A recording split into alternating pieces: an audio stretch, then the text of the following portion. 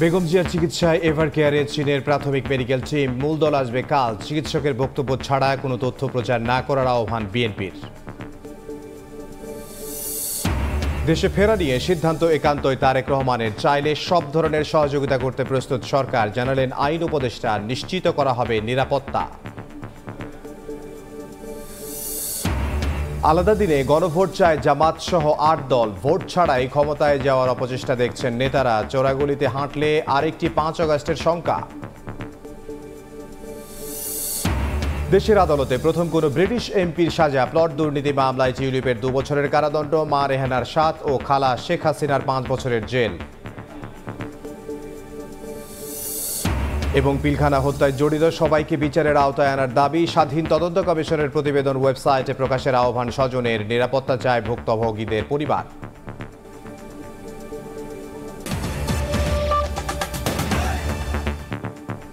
সময় সংবাদের সঙ্গে আছে আমি ইমদাদুল হক। প্রাণ সসের মাখামাখি টেস্ট নুডলসকে করে তোলে আরো ইয়ামি, আরো জোস। প্রাণ সস। বেগম খালেদা জিয়ার চিকিৎসায় এভার কেয়ার হাসপাতালে চীনের প্রাথমিক মেডিকেল টিম মূলদল আসবে কাল। এদিকে দলের চেয়ারপারসনের শারীরিক অবস্থা নিয়ে চিকিৎসকের বক্তব্য ছাড়া কোনো তথ্য প্রচার না করার আহ্বান জানিয়েছে বিএনপি।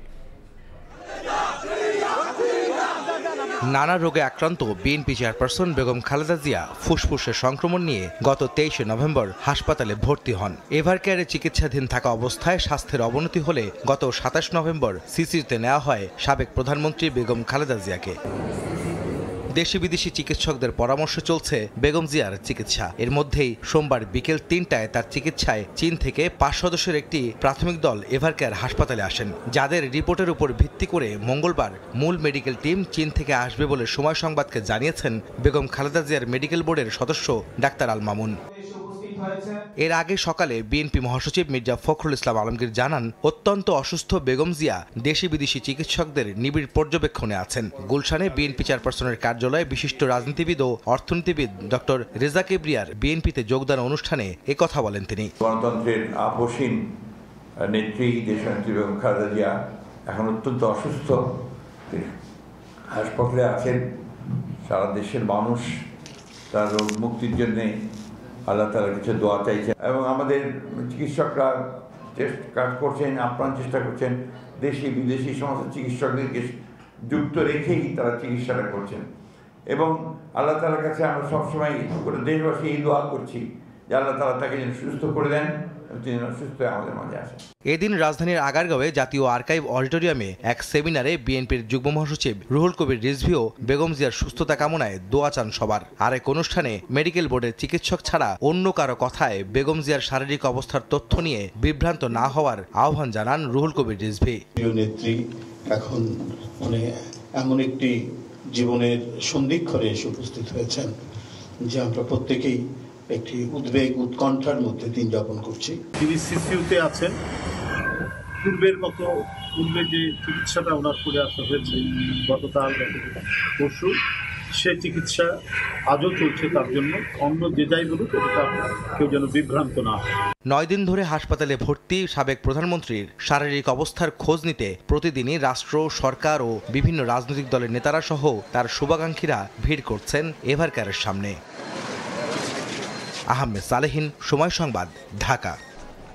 তারেক রহমানের দেশে ফেরা নিয়ে সিদ্ধান্ত একান্তই তার নিজের, এমন মন্তব্য করে আইন উপদেষ্টা ডক্টর আসিফ নজরুল বলেছেন, বিএনপির ভারপ্রাপ্ত চেয়ারম্যান দেশে ফিরতে চাইলে সব ধরনের সহযোগিতা করতে সরকার প্রস্তুত। নিশ্চিত করা হবে তার নিরাপত্তাও। ফুসফুস ও হৃদযন্ত্রের সংক্রমণ নিয়ে এভার কেয়ার হাসপাতালে বিএনপি চেয়ারপারসন বেগম খালেদা জিয়া। এ অবস্থায় তার বড় ছেলে বিএনপির ভারপ্রাপ্ত চেয়ারম্যান তারেক রহমানের দেশে ফেরার বিষয়টি আলোচনায়। তারেক রহমানের ফেরায় আইনগত কোনো বাধা আছে কিনা এ বিষয়ে সাংবাদিকদের সঙ্গে সোমবার সচিবালয়ে কথা বলেন আইন উপদেষ্টা ডক্টর আসিফ নজরুল। বলেন, তার ফেরার ব্যাপারে সর্বোচ্চ সহযোগিতা ও নিরাপত্তার ব্যবস্থা করবে সরকার। চেয়ারম্যান জনাব তারেক রহমানের বাংলাদেশে আসার ব্যাপারে কোনো রকম আইনগত বাধা আছে বলে আমার জানা নাই। যদি কোনো বাধা থেকেও থাকে এটা অবশ্যই আমরা জানলে ওনাকে সর্বোচ্চ সহযোগিতা করব ওনার নিরাপত্তার ব্যাপারে আমরা সর্বোচ্চ সহযোগিতা করব।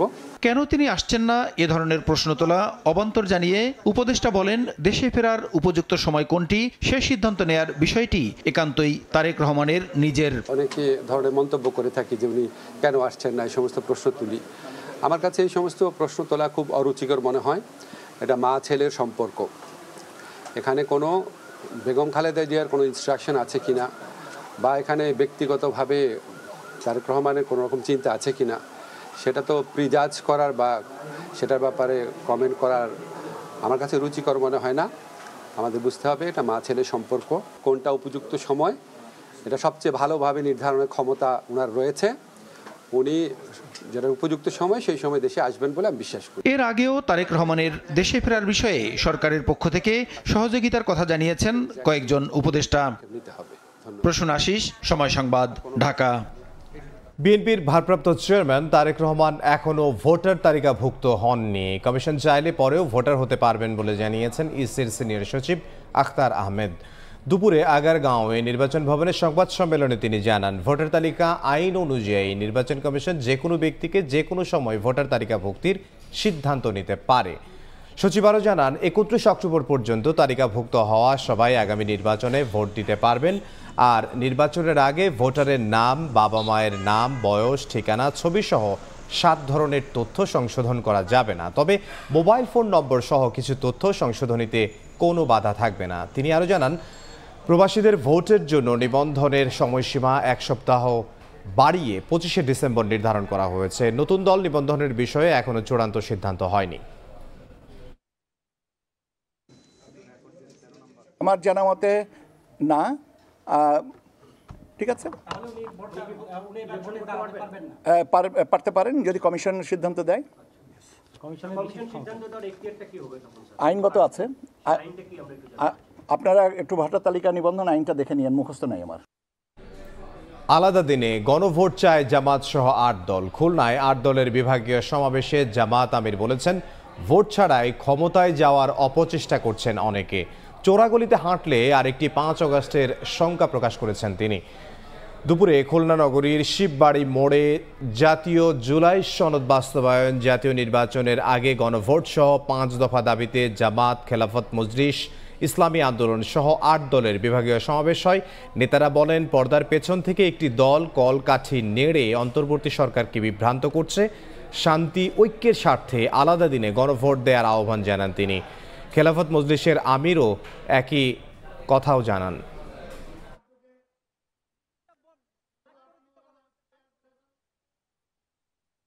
যারা জুলাই বিপ্লবের ফ্যাসিবাদ বিরোধী সংগ্রামকে ভালোভাবে গ্রহণ করতে পারে নাই, ষড়যন্ত্র করে পর্দার পেছন থেকে কলকাঠি নাড়িয়ে বর্তমান সরকারকে তারা বিভ্রান্ত করেছে।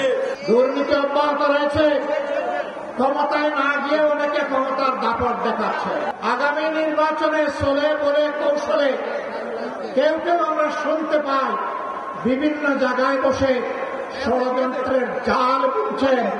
জনগণ ভোট দেব না দেব, ক্ষমতায় আমাদেরকে যেতে হবে। সন্ত্রাসকে, ফ্যাসিবাদকে তাড়িয়ে দিয়েছিল, সেই 5 আগস্ট প্রয়োজনে আবার রুখে দেবে। দেশের আদালতে প্রথম কোনো ব্রিটিশ এমপির সাজা হলো। প্লট দুর্নীতি মামলায় টিউলিপ সিদ্দিকের 2 বছরের কারাদণ্ড ঘোষণা করেন ঢাকার 4র্থ বিশেষ জজ আদালত। তার মা শেখ রেহানার 7 ও খালা শেখ হাসিনার 5 বছরের জেল হয়েছে। টিউলিপকে শাস্তির আওতায় আনতে রাষ্ট্রীয়ভাবে উদ্যোগ নেওয়া হবে বলে জানিয়েছেন দুদকের আইনজীবী। মায়ের নামে সরকারি জমি বরাদ্দ দেওয়ার জন্য খালা শেখ হাসিনাকে প্রভাবিত করেন ব্রিটিশ এমপি টিউলিপ সিদ্দিক। পরে শেখ রেহানার নামে রাজধানীতে একাধিক সম্পত্তির তথ্য হলফনামায় গোপন করেন তিনি। পূর্বাচলে তার নামে 10 কাঠা প্লট বরাদ্দের আদেশ দেন তৎকালীন প্রধানমন্ত্রী শেখ হাসিনা। এমন অভিযোগে দুদকের মামলায় আসামিদের দোষী সাব্যস্ত করে সোমবার রায় ঘোষণা করেন ঢাকার 4র্থ বিশেষ জজ মোহাম্মদ রবিউল আলম। এর মধ্য দিয়ে দেশের আদালতে প্রথম কোন ব্রিটিশ এমপির সাজা হলো। তাকে শাস্তির আওতায় আনতে রাষ্ট্রীয়ভাবে উদ্যোগ নেওয়া হবে বলে জানিয়েছেন দুদকের আইনজীবীরা। টিউলিপ সিদ্দিক ব্রিটিশ এমপি হওয়া সত্ত্বেও উনি বাংলাদেশের নাগরিক আছেন, ভোটার আছেন, এই বিষয়টা আমাদের কাছে তথ্য আছে। উনি একদিকে বাংলাদেশের নাগরিক, একদিকে ব্রিটিশ নাগরিক। এই সাজার বিষয় আমাদের কমিশনকে অবহিত করব। কমিশন বাংলাদেশ সরকারের সাথে কমিউনিকেট করবে।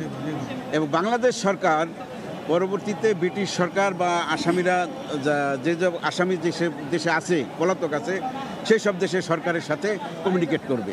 একই মামলায় শেখ হাসিনাকে 5 বছর ও তার বোন শেখ রেহানাকে 7 বছরের কারাদণ্ড দিয়েছেন আদালত। রায় পড়ার সময় বিচারক পর্যবেক্ষণে বলেন, প্রধানমন্ত্রী হয়ে ফৌজদারি অসদাচরণ করেছেন শেখ হাসিনা। সর্বোচ্চ সাজা যাবজ্জীবন প্রার্থনা করেছিলাম আদালতের নিকট। আদালত শেখ রেহানাকে 7 বছরের কারাদণ্ড, 1 লক্ষ টাকা জরিমানা, টিউলিপ সিদ্দিককে 2 বছরের কারাদণ্ড, 1 লক্ষ টাকা জরিমানা, অনাদায়ে 6 মাসের কারাদণ্ড। শেখ হাসিনা সহ আরও 14 জন আসামিকে 5 বছর কারাদণ্ড, 1 লক্ষ টাকা করে জরিমানা এবং অনাদায়ে 6 মাসের দণ্ড। অবৈধভাবে প্লট বরাদ্দের যোগসাজশের দায়ে বাকি 14 জনকে 5 বছরের কারাদণ্ড ও 1 লাখ টাকা অর্থদণ্ড দেন আদালত। শেখ রেহানার নামে পূর্বাচলের প্লটটি বাতিল করে রাজুকে প্রয়োজনীয় ব্যবস্থা নেওয়ার নির্দেশ দেওয়া হয়। আসিফ মোহাম্মদ সিয়াম, সময় সংবাদ, ঢাকা। পিলখানা হত্যাকাণ্ডে জড়িত সবাইকে বিচারের আওতায় আনার দাবি জানিয়েছেন হত্যার শিকার সেনা কর্মকর্তাদের পরিবারের সদস্যরা। পাশাপাশি স্বাধীন তদন্ত কমিশনের প্রতিবেদন দ্রুত ওয়েবসাইটে প্রকাশের আহ্বানও জানিয়েছেন তারা। এছাড়া নিরাপত্তার দাবিও জানান হত্যার শিকার পরিবারগুলো।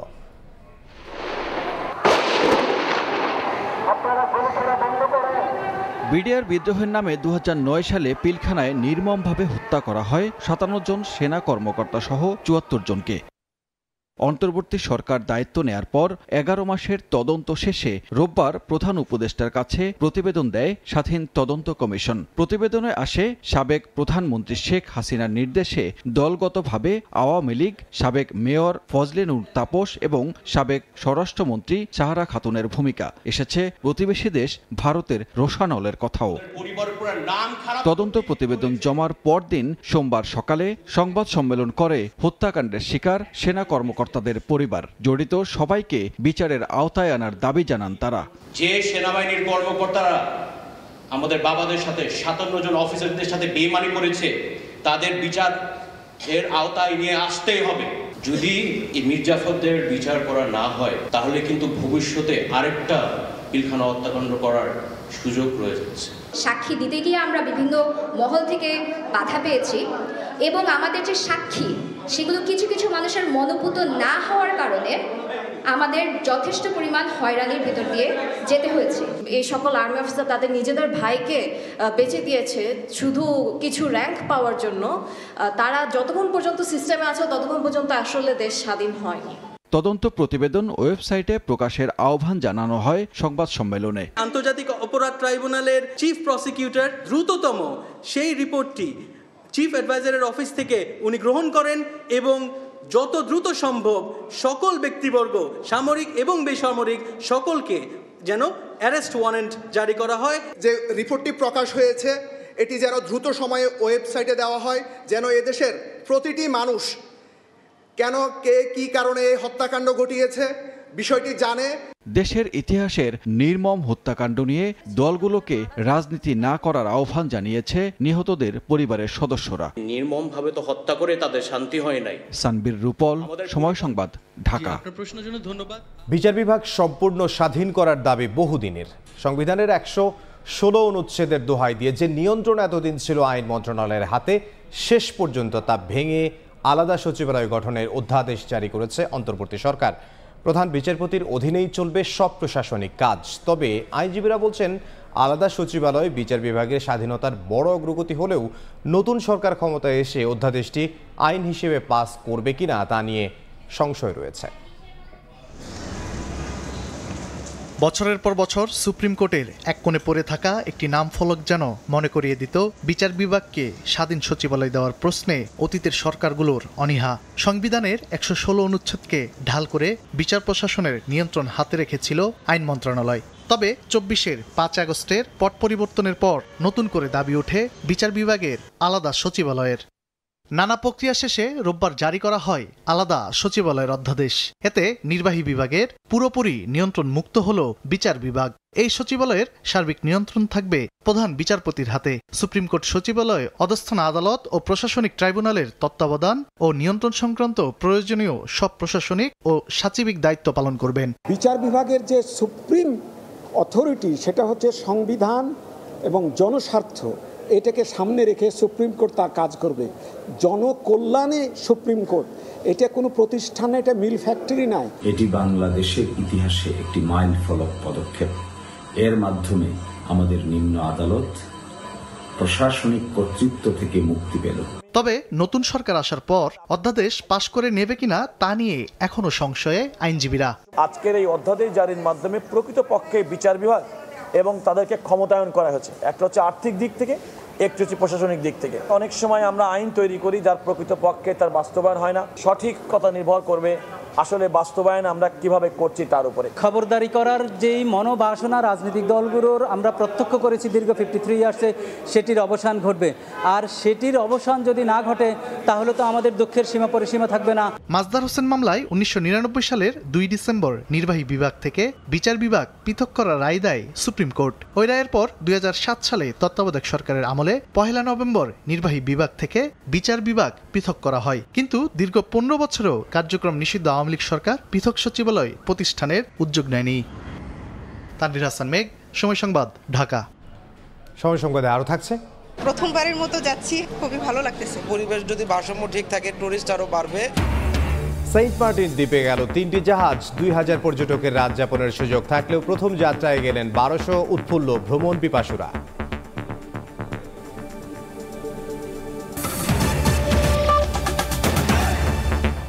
অস্থিরতায় ক্রয়াদেশ কমাচ্ছেন বিদেশি ক্রেতারা, যার প্রভাবে গেল অগাস্ট থেকে কমছে দেশের রপ্তানি আয়।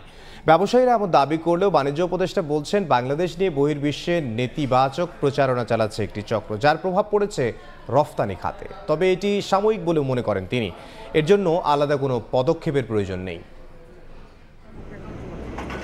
চলতি অর্থবছরের প্রথম মাস জুলাইয়ে প্রায় 25% বড় প্রবৃদ্ধি দেখার পর 3 মাস লাগাতার কমেছে রপ্তানি আয়। বড়দিন সামনে রেখেও প্রত্যাশা পূরণ হয়নি দেশের রপ্তানি আয়ের 80% যোগান দেয়া পোশাক শিল্পে।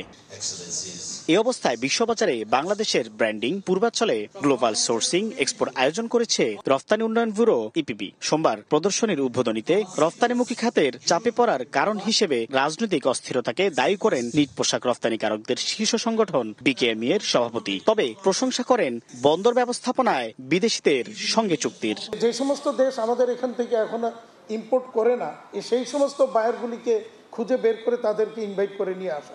ওরা এই মুহূর্তে মানে পলিটিক্যাল সিচুয়েশনের অজুহাত দিয়ে অনেকে বলছে যে এই মুহূর্তে তারা আসতে চাচ্ছে না। রফতানি খাত নিয়ে সরকার উদ্বিগ্ন নয় বলে জানান বাণিজ্য উপদেষ্টা। উদ্যোক্তাদের আশ্বস্ত করে তিনি বলেন বাংলাদেশ নিয়ে নেতিবাচক প্রচারণায় ব্যস্ত একটি চক্র।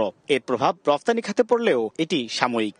যখন বিভিন্ন সময় আমাদের নিরাপত্তা ঝুঁকি তৈরি হয় তখন সরকার সেই অনুযায়ী ব্যবস্থা নিয়ে থাকে এবং এই মুহূর্তে আমি এমন কোনো নিরাপত্তা ঝুঁকি দেখছি না। আপনারা জানেন যে অনেক সময় তৃতীয় বিশ্বের দেশ সম্বন্ধে অনেক ধরনের অসত্য তথ্য বিভিন্ন মাধ্যমে ঘুরে বেড়ানোর ফলে এক ধরনের ভীতি সঞ্চারিত হয়। গ্লোবাল সোর্সিং এক্সপোতে তৈরি পোশাক, চামড়া ও চামড়াজাত পণ্য, পাটজাত পণ্য, কৃষি পণ্য, প্লাস্টিক ও কিচেন ওয়্যার, ওষুধ ও তথ্য প্রযুক্তি খাতের সক্ষমতা তুলে ধরছেন উদ্যোক্তারা।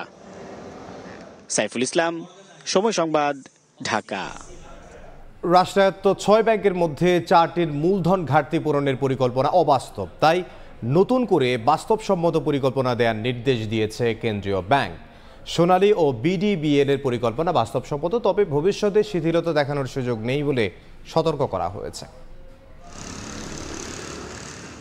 বেসরকারি ব্যাংকের সংস্কারের পাশাপাশি রাষ্ট্রীয় ব্যাংকগুলোর অবস্থা খতিয়ে দেখতে রাষ্ট্রায়ত্ত 6 ব্যাংকের মূলধন ঘাটতি ও তা পূরণে কর্মপরিকল্পনা জমা দেওয়ার নির্দেশ দিয়েছিল কেন্দ্রীয় ব্যাংক। সে পরিকল্পনা প্রতিবেদন অনুযায়ী অগ্রণী, জনতা, রূপালী ও বেসিক ব্যাংকের মূলধন ঘাটতি পূরণ করা প্রায় অবাস্তব অবস্থায় পৌঁছেছে। সংকটাপন্ন ব্যাংকগুলোর মধ্যে অগ্রণী, জনতা, বেসিক ব্যাংকের কর্মপরিকল্পনার রিপোর্ট অনুযায়ী নিট মুনাফা বাড়িয়ে গড়ে 5 বছর সময় নিলেও খেলাপি ঋণ কমানো কঠিন। নীতিগত কারণেই সরকার থেকে এবার মূলধন পাওয়া এই মুহূর্তে অসম্ভব।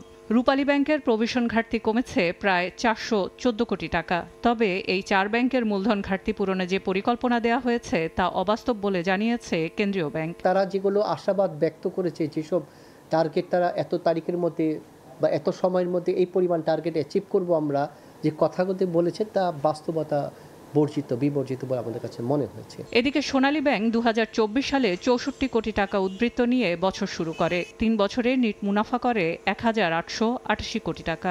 বিডিবিএল এর বর্তমান মূলধন উদ্বৃত্ত রয়েছে 103 কোটি টাকার। 2029 সালে তা 397 কোটি টাকায় উন্নীত করার লক্ষ্য জানিয়েছে ব্যাংকটি।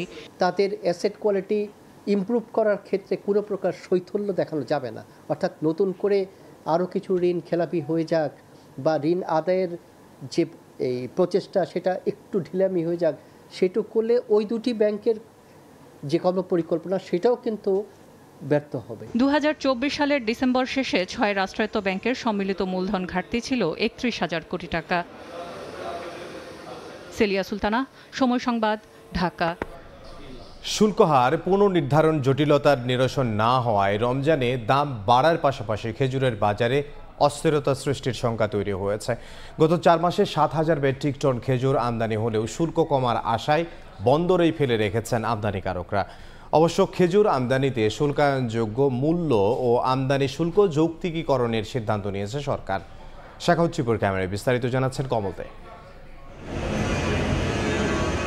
চলতি অর্থ বছরের প্রথম 4 মাসে চট্টগ্রাম বন্দর দিয়ে 6,761 মেট্রিক টন খেজুর আমদানি হয়েছে, যা আগের অর্থ বছরের এই সময়ের তুলনায় অন্তত 4,000 মেট্রিক টন বেশি। রমজান কাছাকাছি চলে আসলো, শুল্ক হার জটিলতার কারণে ব্যবসায়ীরা খেজুর আমদানির ক্ষেত্রে ধীরে চলনীতিতে চলছে বলে মত শুল্ক কর্মকর্তার। ব্যবসায়ীরা এখনো আশা করে আছে যে রমজান উপলক্ষে হয়তো টিটেটা কমানো হবে এবং সেক্ষেত্রে তারা আমদানির পরিমাণটা আরও বাড়াবে।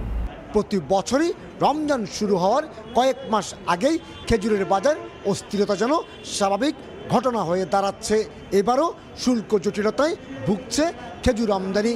বিশেষ করে আমদানি করা খেজুর বাজারে আনার পরিবর্তে বন্দরে ফেলে রাখার অভিযোগ করছেন সাধারণ ব্যবসায়ীরা।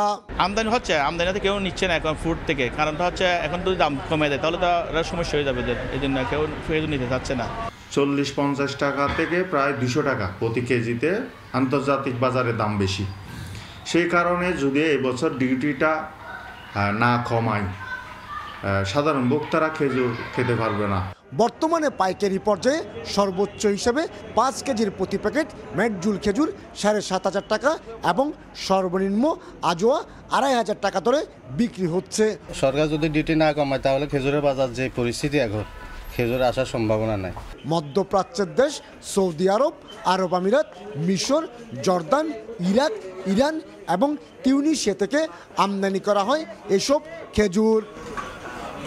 চলতি অর্থ বছরের 4 মাসে চাহিদার বিপরীতে খেজুর আমদানি হয়েছে তুলনামূলক বেশি, কিন্তু শুল্ক হার বেশি হওয়ার কারণে সেই খেজুর বাজারে না এনে রেখে দেওয়া হয়েছে রেফার কন্টেনারে করে চট্টগ্রাম বন্দরে। তবে ব্যবসায়ীরা বলছেন আগামী 15 দিনের মধ্যে শুল্ক হার কমানো হলে আমদানি যেমন বাড়বে ঠিক তেমনি আমদানি করা খেজুরও চলে আসবে বাজারে এবং দামও থাকবে সাধারণ মানুষের ক্রয় ক্ষমতার মধ্যে। চট্টগ্রামের ফলমন্ডি থেকে কমল দে, সময় সংবাদ। প্রথমবারের মতো দুদকের কোনো সাবেক চেয়ারম্যান খোদ সংস্থাটির জালে।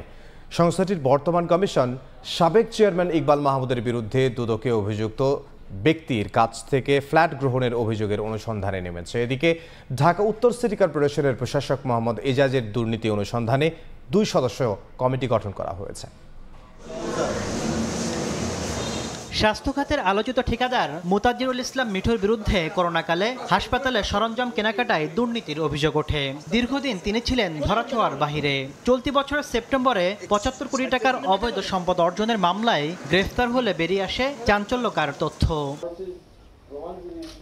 এসব তথ্যের সূত্র ধরে এবার সাবেক চেয়ারম্যান ইকবাল মাহমুদের বিরুদ্ধে অনুসন্ধানের সিদ্ধান্ত নিয়েছে দুদক নিজেই। অভিযোগে বলা হয়েছে, স্বাস্থ্য খাতের ঠিকাদার মিঠুর ব্যবসায়িক অংশীদার ছিলেন ইকবাল মাহমুদের ভাই সাদিক মাহমুদ বকুল। তারা স্বাস্থ্য খাতে অনিয়ম করলেও ইকবাল মাহমুদের প্রভাবের কারণে ছিলেন ধরাছোঁয়ার বাইরে।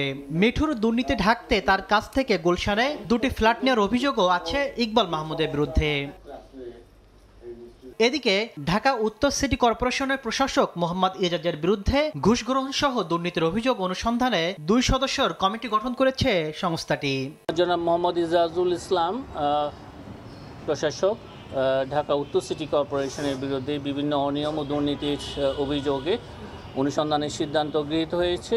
ইতিমধ্যে আমি যতদূর জানি অনুসন্ধানকারী কর্মকর্তাও নিয়োগ করা হয়েছে। এদিন 7 কোটি টাকার বেশি অবৈধ সম্পদ অর্জনের অভিযোগে হকি ফেডারেশনের সহসভাপতি আব্দুর রশিদ শিকদারের বিরুদ্ধে মামলা করেছে দুদক। তাসলিম তৌহিদ, সময় সংবাদ, ঢাকা। নির্বাচন যত এগিয়ে আসছে প্রকল্প অনুমোদনের সুপারিশ তত বাড়ছে বলে জানিয়েছেন পরিকল্পনা উপদেষ্টা। একনেক সভা শেষে সংবাদ সম্মেলনে তিনি বলেন, অন্তর্বর্তী সরকারের সংস্কার উচ্চাভিলাষী। নির্বাচিত সরকার এটি অব্যাহত রাখতে পারবে কিনা সন্দেহ প্রকাশ করেছেন তিনি। এদিন জুলাই যোদ্ধাদের আবাসন সহ 15,383 কোটি টাকা ব্যয়ে 17টি প্রকল্প অনুমোদন দেওয়া হয়েছে একনেক সভায়। গেল জুলাই ফিরিয়ে দিলেও চলতি অর্থ বছরের ষষ্ঠ একনেক বৈঠকে অনুমোদন দেয়া হলো জুলাই যোদ্ধাদের জন্য আবাসন প্রকল্প। এর আওতায় মিরপুর 9 নম্বর সেকশনে বৈষম্য বিরোধী ছাত্র আন্দোলনে আহত বা কর্মক্ষমতা হারানো জুলাই যোদ্ধা পরিবারের জন্য নির্মাণ করা হবে 1560টি আবাসিক ফ্ল্যাট, যার ব্যয় ধরা হয়েছে 1344 কোটি 41 লাখ টাকা। একনেক সভা শেষে দুপুরে এনইসি কক্ষে আয়োজিত সংবাদ সম্মেলনে একথা জানান পরিকল্পনা উপদেষ্টা। উপদেষ্টা জানান, নির্বাচন যত ঘনিয়ে আসছে প্রকল্প অনুমোদনের সুপারিশ তত বাড়ছে। নির্বাচনের সময় আসার যত কাছে আসছে তখন কিন্তু অনেক অনুরোধ আসা শুরু করেছে যে স্যার এই জায়গার প্রকল্পটা, এই জায়গার প্রকল্প, এগুলা কিন্তু এই প্রকল্পগুলোই আমরা দেব না আসলে, যেগুলো কনস্টিটিউয়েন্সি বেসড প্রকল্প, যেটা কোনো কাউকে সুবিধা দেবে কোনো নির্বাচনী এলাকায়, এগুলো যাতে না দেওয়া হয় সে চেষ্টা করব।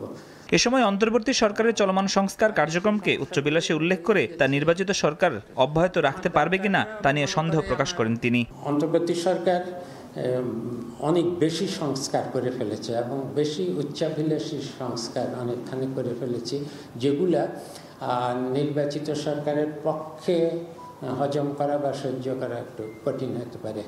কিন্তু আশা করব যে পুরোটা না হলেও এর অন্তত বেশিরভাগই অন্তত এর নির্যাসটা, যেটা অন্তর্নিহিত যে জিনিসগুলো সেগুলো গ্রহণ করবে। একনেকে 15,383 কোটি 51 লাখ টাকা ব্যয়ে 17টি প্রকল্প অনুমোদন দেয়া হয়েছে। ফরহাদুর রহমান, সময় সংবাদ, ঢাকা।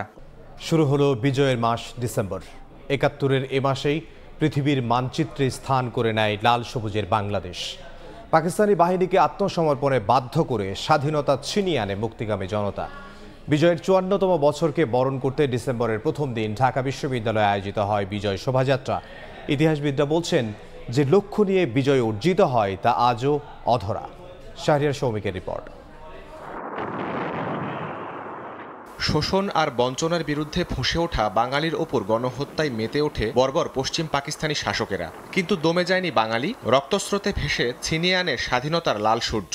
16ই ডিসেম্বর অর্জিত হয় হাজার বছরের কাঙ্ক্ষিত সেই বিজয়। তাই ডিসেম্বর কেবল বিজয়ের মাসই নয়, বাংলাদেশের জন্য গৌরব, সাহস আর আত্ম অহংকারের মাসও বটে। 16 তারিখ পর্যন্ত ইতিহাসবিদরা বলছেন, এত রক্তের বিনিময়ে যে দেশ পেল জাতি, সেই দেশের প্রান্তিক মানুষের জীবনে আজও মেলেনি কাঙ্ক্ষিত মুক্তি, সাম্য, মানবিক মর্যাদা আর সামাজিক সুবিচার। স্বাধীনতার এত বছর পরও অধরাই রয়ে গেছে। গণতন্ত্র প্রতিষ্ঠার আকাঙ্ক্ষা, গণতান্ত্রিক শাসন ব্যবস্থা, রাষ্ট্র পরিচালনায় জনগণের যে অংশগ্রহণের সুযোগ, এটি 54 বছরে আমরা নিশ্চিত করতে পারি নাই। বিজয়ের মাসের প্রথম দিনে ঢাকা বিশ্ববিদ্যালয়ে আয়োজন করা হয় বিজয় র্যালি। এটি পুরো ক্যাম্পাসের সড়ক ঘুরে মহান 71-এর সেই সময়গুলোকে স্মরণের চেষ্টা করে। যে কোনো পরিস্থিতিতে জাতিকে ঐক্যবদ্ধ থাকার আহ্বান জানান ঢাকা বিশ্ববিদ্যালয়ের উপাচার্য। দেশ এবং জাতির যে কোনো সন্ধিক্ষণে, ক্রান্তিকালে আমরা আপনাদেরকে সাথে নিয়ে আমাদের ভূমিকা পালন করবার জন্য সবসময়ের জন্য অঙ্গীকারবদ্ধ।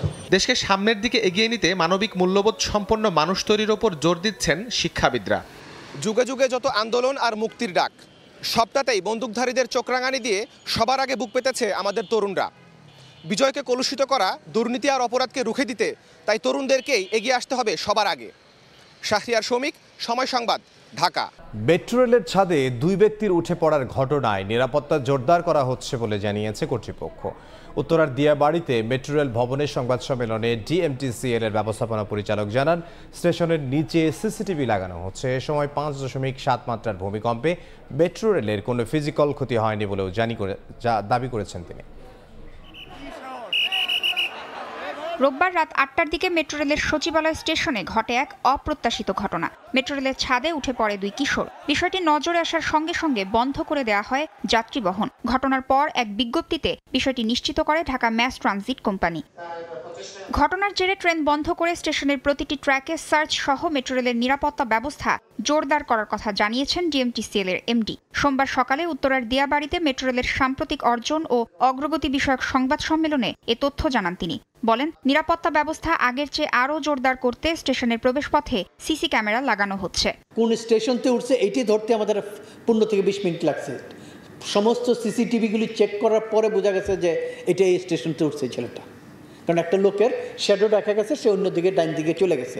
এছাড়া 21 নভেম্বর ঘটে যাওয়া 5.7 মাত্রার ভূমিকম্পে মেট্রো রেলের অবকাঠামোগত কোনো ক্ষতি হয়নি বলেও দাবি করেন এমডি। রিস্ক ফ্রি তো পৃথিবীতে কিছু নাই, but we do not C any probability of any incident. আমরা কোনো প্রবাবিলিটি দেখতেছি না যে কোনো ফিজিক্যাল কোনো মুভমেন্ট দেখতেছি না। তিনি জানান, দিয়াবাড়ি থেকে টঙ্গী পর্যন্ত মেট্রো রেলের কাজ সম্প্রসারণে অগ্রগতি নেই। পরবর্তী সরকার না আসা পর্যন্ত এ বিষয়ে কোনো সিদ্ধান্ত নেওয়া হচ্ছে না। তাসনিয়া নিশাত, মিম, সময় সংবাদ, ঢাকা। কর্মস্থল কিংবা শিক্ষা প্রতিষ্ঠানে যেতে গণপরিবহনই ভরসা নারীদের, কিন্তু যাত্রাপথে তাদের নিরাপত্তাহীনতা যেন দিন দিন আরও স্পষ্ট হচ্ছে।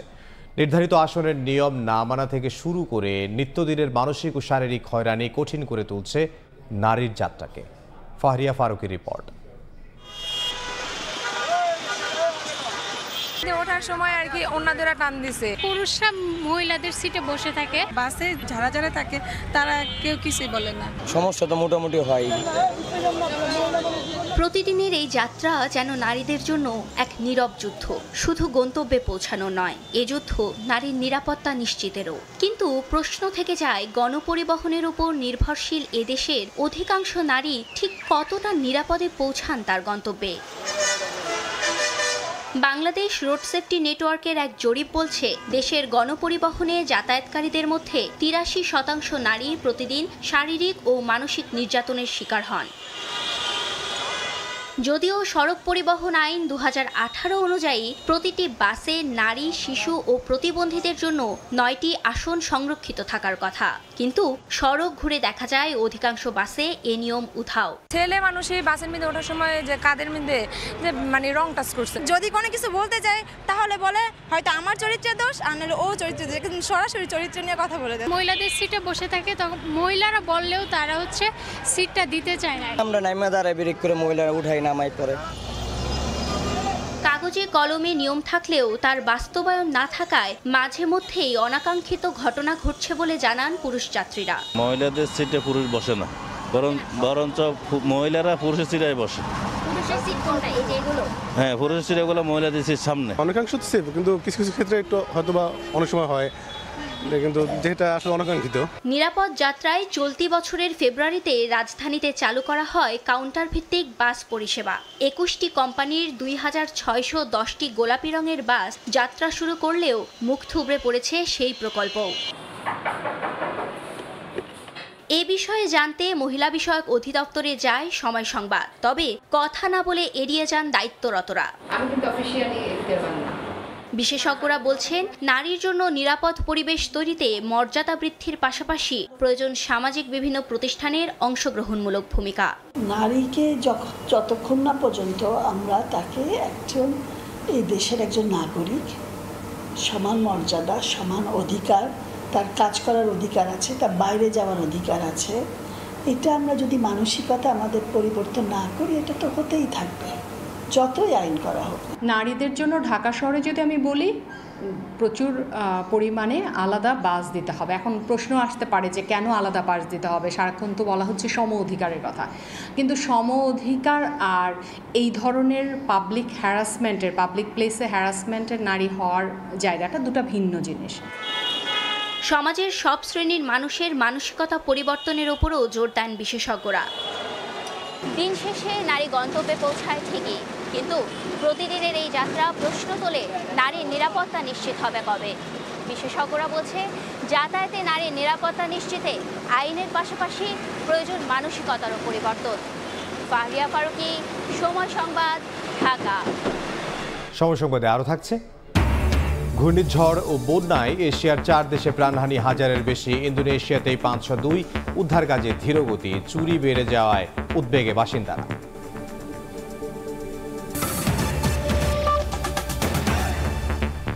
অবশেষে সেন্ট মার্টিন দ্বীপে গেল 3টি জাহাজ। সেখানে 2000 পর্যটকের রাত্রি যাপনের সুযোগ থাকলেও চলতি মৌসুমের প্রথম যাত্রায় সেন্ট মার্টিন গেছেন 1200 পর্যটক। বলছেন নির্দেশনা মেনেই ভ্রমণ করবেন প্রবাল দ্বীপে। দীর্ঘ 10 মাস পর চলতি মৌসুমে সেন্ট মার্টিন দ্বীপে প্রথম যাত্রা। ভোর না হতে কক্সবাজারের নুনিয়ার ছড়া ঘাটে উপচে পড়া ভিড় পর্যটকদের। সড়কে দেখা যায় দীর্ঘ যানজট। সেন্ট মার্টিন যেতে পর্যটকদের দীর্ঘ সারি করা হয় বেশ কয়েকটি লাইন। 12টি নির্দেশনা বাস্তবায়নে তৎপর জেলা প্রশাসন ও পরিবেশ অধিদপ্তর। প্লাস্টিক কিংবা পলিথিন দেখলেই নেওয়া হচ্ছে ব্যবস্থা, করা হচ্ছে সচেতন। পরিবেশ সংক্রান্ত যে 12টি নির্দেশনা দেওয়া হয়েছে সেই নির্দেশনা প্রতিপালনের জন্য আমরা সচেতন করতেছি। রাত্রি যাপনের অনুমতি থাকায় আগামী 2 মাস কক্সবাজার সেন্ট মার্টিন রুটে প্রতিদিন চলাচল করবে 6টি জাহাজ। 2 মাস আছে সেটা পরিচালনা করে কিছুটা ঘুরে দাঁড়ানোর জন্য। চলতি মৌসুমের প্রথম যাত্রায় পর্যটকরা ছিলেন খুবই উৎফুল্ল। জাহাজে ছবি তোলা থেকে শুরু করে গান বাজনা কিংবা প্রকৃতি উপভোগে ব্যস্ত হয়ে পড়েন ভ্রমণ পিপাসুরা। এনভায়রনমেন্টটা বা সব ক্লিনলিনেস সবকিছুই হয়তো আপ টু দ্য মার্ক থাকবে। প্রথমবারের মতো যাচ্ছি হাজবেন্ডের সাথে, খুবই ভালো লাগতেছে। আর পর্যটকদের নিরাপত্তাকে সর্বোচ্চ গুরুত্ব দিয়ে দেখছে ট্যুরিস্ট পুলিশ। হোটেল মালিক বলেন আর কোনো স্টেক হোল্ডার যদি আমাদের পর্যটন ব্যবস্থাপনাকে অব্যবস্থাপনার দিকে নিয়ে যেতে চায়, সেটাকে আমরা ট্যুরিস্ট পুলিশ অ্যালাউ করব না। এদিকে দুপুর 1:30টার দিকে একে একে 3টি জাহাজ পৌঁছে সেন্ট মার্টিন জেটি ঘাটে। সেখানে তাদেরকে ফুল দিয়ে বরণ করে নেন দ্বীপবাসী। তারা বলেন দ্বীপে পর্যটকের আগমনে ঈদ উৎসব বিরাজ করছে। তাদেরকে আমন্ত্রণ জানিয়ে আমরা আজকে ফুল দিয়ে তাদেরকে বরণ করে নিয়েছি। আমাদের অত্যন্ত আজকে আনন্দ লাগতেছে। পর্যটকদের প্রতি অনুরোধ থাকবে দ্বীপবাসীর পক্ষ হয়ে পরিবেশ জীববৈচিত্র্য রক্ষা করে পর্যটকরা ভ্রমণ করবে। প্রথম দিন নিয়মের বাইরে গিয়ে টিকিট বিক্রি করায় সেন্ট মার্টিনগামী পর্যটকবাহী জাহাজ কেয়ারি সিন্দাবাদ কর্তৃপক্ষকে 50,000 টাকা জরিমানা করেছে প্রশাসন। সুজাউদ্দিন রুবেল, সময় সংবাদ, কক্সবাজার। এবার বরিশাল বিভাগের খবর।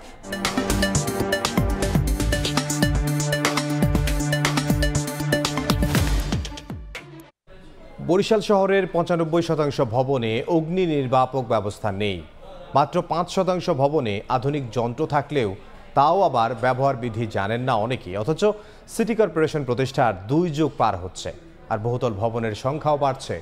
অগ্নিকাণ্ড ঝুঁকি বাড়লেও নিরাপত্তা জোরদারে বাড়ে না পদক্ষেপ। বিস্তারিত অপূর্ব রিপোর্টে। আগুনের লেলিহান শিখায় কেবল সম্পদ নয়, পড়ে মানুষের স্বপ্ন। এক একটি দুর্ঘটনার পর নড়ে চড়ে বসে নিয়ন্ত্রক সংস্থাগুলো, কিন্তু তারপর আর এগোয় না। বরিশাল মহানগরীর বহুতল ভবনের বেশিরভাগই নেই কার্যকর অগ্নি নির্বাপন ব্যবস্থা। কোথাও আছে নামে মাত্র যন্ত্র, কোথাও বা এর ব্যবহারই জানেন না কেউ। প্রশ্ন উঠেছে, দুর্ঘটনা ঘটলে কে বাঁচাবে কাকে? এমন একটা মেডিকেলে কোনো কিছুই নাই আগুন নিবানোর জন্য। ফায়ারের নিবানোর যে স্টেম বুশার, এটা আমার কখনো ব্যবহার করা হয়নি, আমার জানা নেই। এখানে যদি আগুন লাগে কে কারে বাঁচাইবে একমাত্র আল্লাহই ভালো জানে, কোনো মেশিনপত্র আমি দেখি না। শহরের আদালত পাড়া কিংবা জেলা প্রশাসকের কার্যালয় থেকে শুরু করে ছোট বড় মার্কেট, যেখানে প্রতিদিন সমাগম হয় হাজারো মানুষের। এখানকার বাসিন্দা ও ব্যবসায়ীদের ভয়, অগ্নিকাণ্ডের শিকার হলে জীবন আর মালামাল হারাতে হবে দুটোই। এমনকি বিভাগের সবচেয়ে বড় চিকিৎসা কেন্দ্র শের-ই বাংলা মেডিকেল কলেজ হাসপাতালেও নেই কার্যকর অগ্নি নির্বাপন ব্যবস্থা। আমাদের দোকানটা একেবারে ভিতর সাইডে, এখানে যদি কোনো সময় অগ্নিসংযোগ হয় বা কোনো রকম আগুন ধরে যায়, এর নিবারণের কোনো ব্যবস্থা নেই। আমরা কিছু কিছু জায়গায় ফায়ার এক্সটিংগুইশার আমরা দেই, বাট একটা এক্সটিংগুইশার রাখা যায় না, সব চুরি হয়ে যাচ্ছে। একটা সেন্ট্রাল ফায়ার ফাইটিং সিস্টেম, যেহেতু পুরনো ভবন হাসপাতালগুলোতে ওই সিস্টেমটা নাই। বরিশালের অনেক বহুতল ভবনে আইনের তোয়াক্কা না করে অগ্নিকাণ্ড মোকাবিলায় কোনো ব্যবস্থা নেওয়া হয় না, তাই অবিলম্বে প্রতিরোধ ব্যবস্থা গড়ে তোলার দাবি উঠেছে। ফায়ার সার্ভিস বলছে তাদের সক্ষমতাও বাড়ানো দরকার, যদিও সংকট নিয়ে অগ্নি নির্বাপনে সদা প্রস্তুত বলে জানায় ফায়ার ফাইটাররা। আগুন লাগলে যাতে জলাশয়গুলো থেকে পানি ব্যবহার করে আগুনগুলো নিভানো যায় এবং প্রয়োজনীয় যে সমস্ত ইনস্ট্রুমেন্টস দরকার আগুন নিভানোর জন্য তাদের নিজস্ব ব্যবস্থাপনায় থাকতে হবে। শিল্প কারখানা যদি তার সম্পূর্ণ সেফটি বাস্তবায়ন না করে, তাহলে তাদের কোনো কার্যক্রম বা নবায়ন করা যাবে না। এমনকি ডিসির মাধ্যমে প্রজন্মদের তাদেরকে আমরা মোবাইল করে আনতে পারি। দুর্ঘটনার পরে নয়, আগেই প্রস্তুতি থাকলে প্রাণহানি ও অর্থনৈতিক ক্ষতি থেকে রক্ষা পাওয়া সম্ভব বলছেন সচেতন মহল। চলতি বছর শেষ হতে না হতেই 10 মাসে 1133টি অগ্নিকাণ্ডের ঘটনায় বরিশালে ক্ষয়ক্ষতির পরিমাণ দাঁড়িয়েছে প্রায় 11 কোটি টাকা। ফায়ার সার্ভিস বলছে প্রায় 5 লাখ মানুষের বসবাসের এই শহরে মাত্র 5% ভবনে রয়েছে আধুনিক অগ্নি নির্বাপক ব্যবস্থা, বাকি 95% ভবনই রয়েছে আগুনের ঝুঁকিতে। অপূর্ব অপু, সময় সংবাদ, বরিশাল। 2030 সাল নাগাদ দেশ থেকে HIV বা এইডস নির্মূলের পরিকল্পনা সরকারের, যদিও প্রতিনিয়তই ঊর্ধ্বমুখী এ রোগে আক্রান্তের সংখ্যা।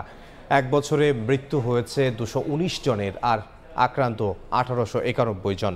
যন্ত্রপাতি, জনবল এবং কিট সংকটে পুরোপুরি চিকিৎসার আওতায় আনা সম্ভব হয়নি আক্রান্তদের। তবে স্বাস্থ্য বিভাগ বলছে কিট সংকটের সমাধান মিলবে 1 সপ্তাহের মধ্যেই।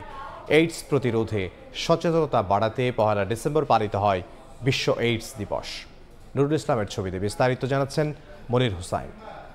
সিটির ভিতরে 80% এইচআইভি তার সব যদি চেক করা 15 থেকে 25 পর্যন্ত হচ্ছে অপরিমাণ ধরা হবে, তার স্টুডেন্ট থাকবে বেশি। রাজধানীতে এইডস সংক্রমণ নিয়ে এমন আশঙ্কা আক্রান্ত এ যুবকের। অ্যালার্জি পরীক্ষা করতে যেয়ে শনাক্ত হয় এইডস। জানান সমকামিতায় জড়িয়ে যাওয়ায় এমন পরিণতি তার। সবাইকে বলবো যে এই ভুল পথে না যেতে সবাই সাধারণভাবে জীবনযাপন করুক, কারণ একটা ভুলের জন্য সারা জীবন পস্তাইতে হবে। ঢাকার সংক্রামক ব্যাধি হাসপাতাল দেশের একমাত্র বিশেষায়িত চিকিৎসা কেন্দ্র। চলতি বছর এখানে চিকিৎসা নিয়েছেন প্রায় 300 এইচআইভি রোগী। বর্তমানে ভর্তি আছেন 12 জন। কিট সংকটের পাশাপাশি জনবলের অভাবে বিশেষ চিকিৎসার প্রয়োজন হলেও তা পাচ্ছেন না রোগীরা। তা আমাদের এখানে যারা ভর্তি হয় তারা আসলে খুব খারাপ পর্যায়ে এসে ভর্তি হয়। তা আমরা যেটা ফেস করি যে আমাদের এখানে এই রোগীগুলোর আসলে এইচআইভি ছাড়া অন্য আরও অনেকগুলো ডিজিজ থাকে, এবং এইগুলোর জন্য যেই ধরনের ল্যাবরেটরি দরকার, ল্যাবরেটরি যে সাপোর্টটা দরকার, সেই সাপোর্টটা আমরা ওদের দিতে পারি না। দেশব্যাপী এইডস শনাক্তকরণ কেন্দ্রগুলোতেও আছে কিট সংকট, যদিও স্বাস্থ্য অধিদপ্তর বলছে চলতি সপ্তাহেই কেটে যাবে তা। সেকেন্ড কিটটা আমাদের কিছুটা স্বল্পতা ছিল, আমরা এ সপ্তাহে কাল বা পরশু আমরা সেই কিটটা পেয়ে যাব। এইডস এসটিডি কন্ট্রোলের তথ্য অনুযায়ী দেশে 2024 সালে এ রোগে আক্রান্ত হয়েছেন 1438 জন, মারা গেছেন 195 জন। 2023 সালে আক্রান্ত হন 1276 জন এবং মৃত্যু হয় 266 জনের। আর চলতি বছর আক্রান্ত 1891 এবং মৃত্যু হয়েছে 219 জনের। একদিকে যখন সীমা ছাড়িয়ে বাড়ছে রোগীর সংখ্যা, অন্যদিকে 2030 সালের মধ্যে দেশ থেকে এইডস নির্মূলের পরিকল্পনা করছে সরকার। একই বেডে ঘুমালে কিংবা একই প্লেটে খেলে এইডস ছড়ায় না। চিকিৎসার মাধ্যমে সম্পূর্ণ স্বাভাবিক জীবনযাপন করতে পারে এইচআইভি রোগীরা। মনির হোসাইন, সময় সংবাদ, ঢাকা। পূর্বাঞ্চলে প্লট বরাদ্দের মামলায় ব্রিটিশ এমপি টিউলিপ সিদ্দিকের কারাদণ্ডের খবর বেশ গুরুত্ব সহকারে প্রচার করেছে যুক্তরাজ্যের গণমাধ্যমগুলো। BBC, the Guardian, the Telegraph, বার্তা সংস্থা রয়টার্স শিরোনাম করেছে ক্ষমতাসীন লেবার পার্টির এমপি টিউলিপের খবর। এর আগে শেখ হাসিনা সরকারের পতনের পর লন্ডনে 7 লাখ পাউন্ডের একটি ফ্ল্যাট উপহার নেয়ার খবরে বেশ সমালোচনার মুখে পড়েন টিউলিপ সিদ্দিক। চলতি বছরের জানুয়ারিতে যুক্তরাজ্যের সিটি মিনিস্টারের পদ থেকে ইস্তফা দেন তিনি।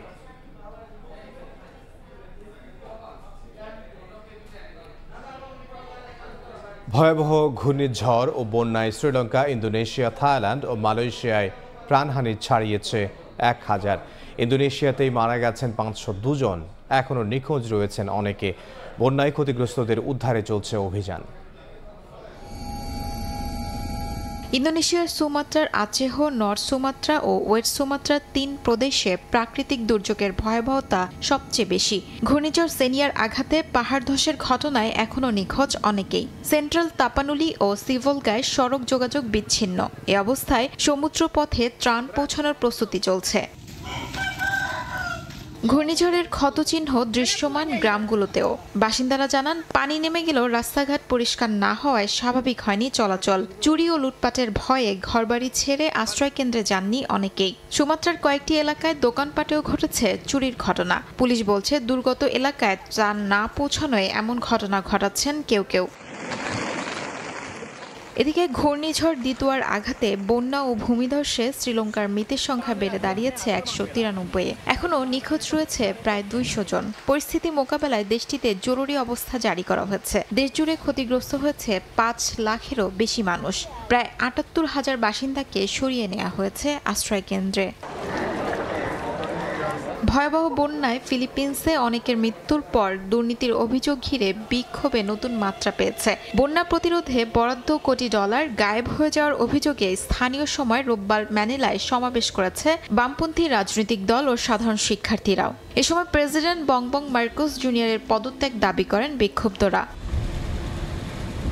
ঘূর্ণিঝড়ে বিপর্যস্ত মালয়েশিয়ার আচেহ প্রদেশে শুকনো খাবার ও চিকিৎসা সামগ্রী পাঠিয়েছে আন্তর্জাতিক সংস্থা। আর জরুরি যোগাযোগ সচল রাখতে বিনামূল্যে স্টারলিং সেবা দেওয়ার ঘোষণা দিয়েছে ইলন মাস্ক। এছাড়াও কলম্বোর নিম্নাঞ্চল এখনও ডুবে আছে পানিতে। মধ্যাঞ্চলের বহু গ্রামে ভেঙে পড়েছে যোগাযোগ ব্যবস্থা। ভয়াবহ ঘূর্ণিঝড়ে শুধু ইন্দোনেশিয়া নয়, থাইল্যান্ড, মালয়েশিয়া এবং শ্রীলঙ্কায় সবচেয়ে বেশি মানুষের মৃত্যু হয়েছে।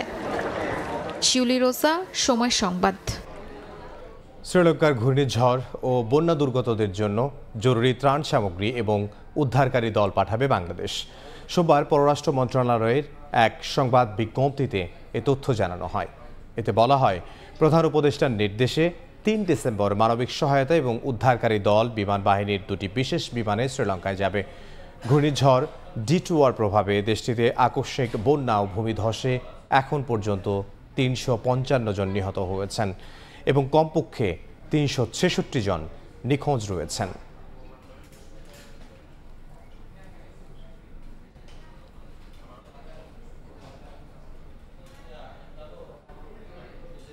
খেলার খবর। সিরিজ জয়ের লক্ষ্য নিয়ে কাল তৃতীয় এবং শেষ টি-20তে আয়ারল্যান্ডের মুখোমুখি হবে বাংলাদেশ।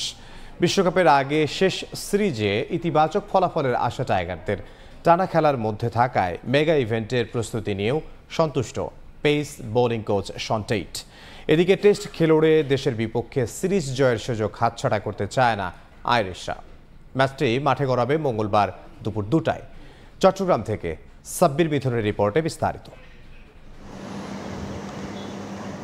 বিশ্বকাপের আগে শেষ প্রতিযোগিতামূলক ম্যাচ, সেটাও আবার সিরিজ নির্ধারণী। চট্টগ্রামে তাই বেশ সিরিয়াস অনুশীলন টাইগারদের। ম্যাচের ফলাফল বাদেও যেখানে গুরুত্ব পাচ্ছে সেরা একাদশ নির্বাচন। দ্বিতীয় ম্যাচে 3 পরিবর্তন নিয়ে মাঠে নেমেছিল বাংলাদেশ। শেষে গিয়ে খেই হারালেও জয় নিয়ে মাঠ ছাড়ে লিটন দাসরা। সিরিজ নির্ধারণীতে অবশ্য ওই ভুল সূত্রে সেরা ক্রিকেটে জয় তুলে নিতে চায় টিম ম্যানেজমেন্ট। আমার মনে হয় নিজেদের কাজ জটিল করে তোলার কোনো প্রয়োজন আমাদের নেই। স্রেফ ভালো ক্রিকেট খেলতে হবে এবং জিততে হবে। প্রতিটি জয়, প্রতিটি আন্তর্জাতিক ম্যাচ জিতলেই সেটা থেকে আত্মবিশ্বাস মেলে। আমরা যদি জয় দিয়ে বিরতিতে যেতে পারি, সেটি সেরা ব্যাপার হবে। আমার তাই মনে হয় চিন্তা ভাবনা জটিল করার খুব একটা দরকার নেই। আগামী ফেব্রুয়ারির প্রথম সপ্তাহে শুরু হবে টাইগারদের বিশ্বকাপ মিশন। এর আগে ক্রিকেটাররা ব্যস্ত হয়ে পড়বেন বিপিএল। এই ফ্র্যাঞ্চাইজি টুর্নামেন্টের মান নিয়ে আছে প্রশ্ন। তবে প্রতিদ্বন্দ্বিতাপূর্ণ ক্রিকেটে থাকবেন শীর্ষরা, তাতেই খুশি সাবেক অজি তারকা। আমি চোটের সংখ্যা নিয়ে ভীত নই, এটা আমার নিয়ন্ত্রণে নেই। ভালো দিক হচ্ছে খেলোয়াড়রা বিশ্বকাপের আগে প্রতিদ্বন্দ্বিতাপূর্ণ ক্রিকেট খেলবে। চোট যে কোনো সময় যে কোনো জায়গায় হতে পারে, এটা আমার নিয়ন্ত্রণে নেই। বিশ্বকাপের সূচিও আমার হাতে নেই। একই দিনে নিজেদের ঝালিয়ে নিয়েছে অতিথিরাও। বেলা 1:30 নাগাদ শুরু হয় তাদের অনুশীলন। শেষ ম্যাচ হবে দিনের আলোয়, তাই কন্ডিশনের সঙ্গে মানিয়ে নিতে হয়তো এমন প্রচেষ্টা। শেষ ম্যাচেও টাইগার একাদশে আসতে পারে পরিবর্তন। ফিরতে পারেন শামীম পাটোয়ারি। অভিষেকের অপেক্ষা রেখেই শেষ হবে মাহিদুল ইসলাম অঙ্কনের চট্টগ্রাম সফর। সাব্বির মিথুন, সময় সংবাদ, চট্টগ্রাম। এ পর্যায়ে শীর্ষ সংবাদগুলো জানিয়ে দিচ্ছে আরও একবার। বেগম জিয়ার চিকিৎসায় এভার কেয়ারে চীনের প্রাথমিক মেডিকেল টিম। মূল দল আসবে কাল। চিকিৎসকের বক্তব্য ছাড়া কোনো তথ্য প্রচার না করার আহ্বান বিএনপির। দেশে ফেরা নিয়ে সিদ্ধান্ত একান্তই তারেক রহমানের। চাইলে সব ধরনের সহযোগিতা করতে প্রস্তুত সরকার, জানালেন আইন উপদেষ্টা। নিশ্চিত করা হবে নিরাপত্তা। এবং আলাদা দিনে গণভোট চায় 8 দল। ভোট ছাড়াই ক্ষমতায় যাওয়ার অপচেষ্টার অভিযোগ জামায়াতের। চোরাগলিতে হাঁটলে আরেকটি 5 অগাস্টের হুঁশিয়ারি।